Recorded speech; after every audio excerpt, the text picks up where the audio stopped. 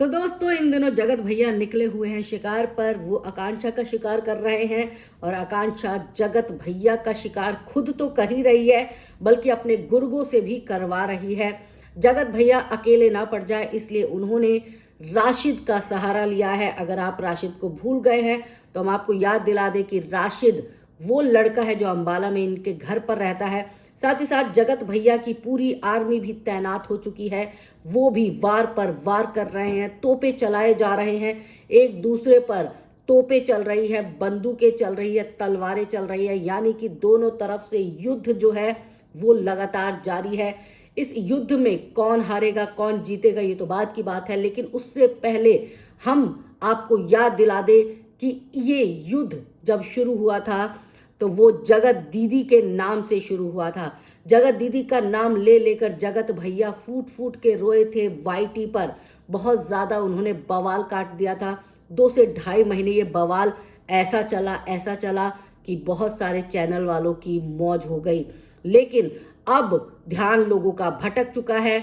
लोग ये जानना ही नहीं चाहते हैं या फिर लोगों तक ये इन्फॉर्मेशन नहीं पहुंच पा रही है कि क्या अभी भी जगत भैया और जगत दीदी के बीच गुफ्तगू होती है, क्या अभी भी इनकी प्यार की पींगे पहले की तरह ही बढ़ रही है।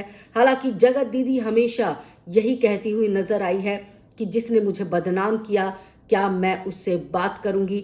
100% सही लगती है ये बात कि जो आपको बदनाम कर दे आप उसके पैटर्न को अगर समझ जाए एक बार तो दूसरी बार आप गलती नहीं करते हैं। लेकिन प्यार अंधा होता है, प्यार बहरा भी होता है और प्यार कुछ भी करवा सकता है। तो हम ये मान के चलेंगे कि जगत दीदी भी शायद अपने प्यार के हाथों मजबूर है, जगत भैया भी अपने प्यार के हाथों मजबूर है और 2 मजबूर लोग मिलके एक मजबूत सरकार बनाने की कोशिश कर रही है और इसमें पिस रही है जनता, यानी कि मनीषा, अप्सरा मॉम और उनकी बहन भाई, ये सब जो है वो पिसते जा रहे हैं आटे की तरह।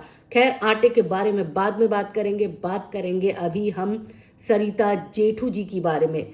आप सब कहेंगे कि बीच में सरिता जेठू जी कैसे आ गए, तो सरिता जेठू जी ने जो खुलासा किया है वो सुनने के बाद मेरे कान बिल्कुल भी नहीं पके, क्योंकि वाईटी पर पिछले 2 महीने से जो मैं सुन रही हूँ और अमित मिश्रा का जो वीडियो मैंने सुना है उसके बाद मेरे कान ऑलरेडी फट चुके हैं।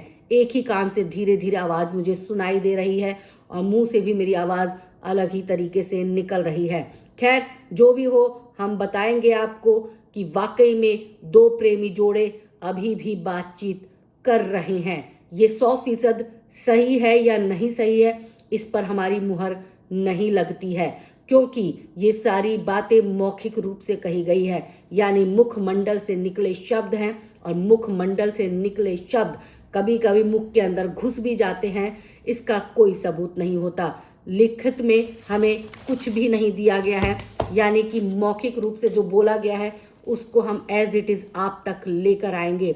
हम पेशे से मैं जर्नलिस्ट हूँ, लेकिन यहाँ पर मैं कोई भी घुमा फिरा के बातें नहीं करूँगी क्योंकि जिंदगी का सवाल है यहाँ पर।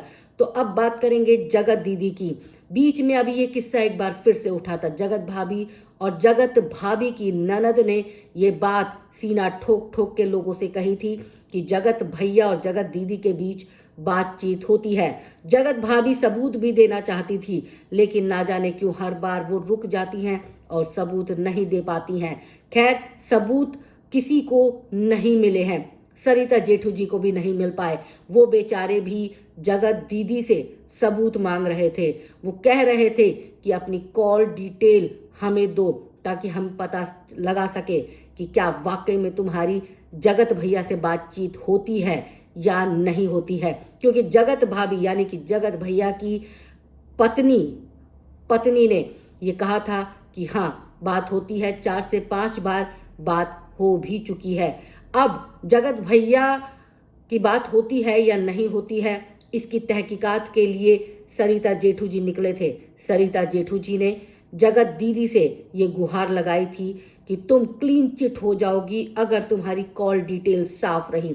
जगत दीदी ने भी आश्वासन दिया कि हाँ मैं आपको कॉल डिटेल अपनी दे दूंगी, लेकिन जब जगत जेठू जी ने फ़ोन किया कॉल डिटेल के लिए, प्रूफ मांगे, सबूत मांगे, तो जगत दीदी मुकर गई। जगत दीदी ने कहा कि नहीं, मैं अब इस पचड़े में नहीं पड़ना चाहती हूँ। मेरा पचड़ा तो पूरा फैलाया हुआ खुद का है, लेकिन अब आकांक्षा जो है वो लाइमलाइट में आ चुकी है और मैं लाइमलाइट में नहीं हूँ। तो मैं अब खुद को इस जंग से अलग करती हूँ, ऐलान करती हूँ कि मैं अब इस जंग का हिस्सा नहीं हूँ। और ऐसे सरिता जेठू जो कल तक जगत दीदी का पक्ष लेते हुए दिखाई देते थे, वो खाली हाथ अपने घर लौट आए हैं।